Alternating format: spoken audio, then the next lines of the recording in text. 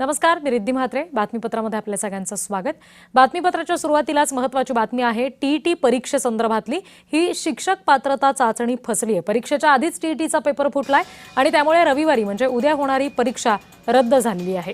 TET परीक्षेचा paper leak करणाऱ्या टोळीविरोधात भिवंडीमध्ये कारवाई करण्यात आली. कोनगाव पोलीस ठाणे हद्दीमध्ये लावलेल्या सापळ्यात पोलिसांनी तिघांना ताब्यात घेतलं.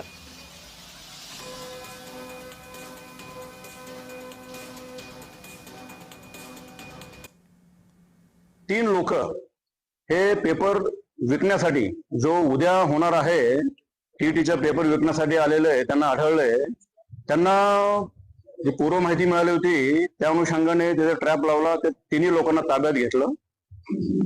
त्यांच्या अंगझडतीमध्ये त्यांच्याकडे एकूण उद्या जे पेपर होणार आहेत त्याचे 4 सेट हे पेपर मिळाले.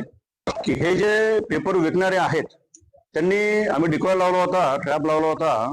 त्यामध्ये जवळजवळ 1.5 करोड रुपये त्यांची अपेक्षा होती आणि ऍडव्हान्स मध्ये पण त्यांनी पैसे मागितले होते. ट्रॅप मध्ये सगळ्या गोष्टी आम्ही रेकॉर्डवर घेऊन त्यांच्यावर गुन्हा दाखल केलेला आहे.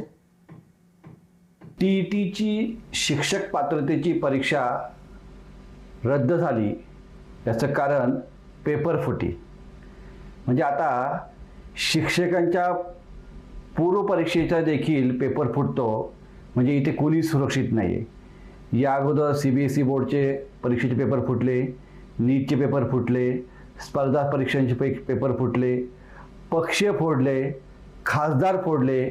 या सरकारला फुटीचं गचकरण झालं की काय असा खरा प्रश्न पडलेला आहे. तर रविवारी होणारी टीईटी परीक्षा आता रद्द झालेली आहे कारण पेपर फुटी संदर्भात गुन्हा दाखल झालेला आहे.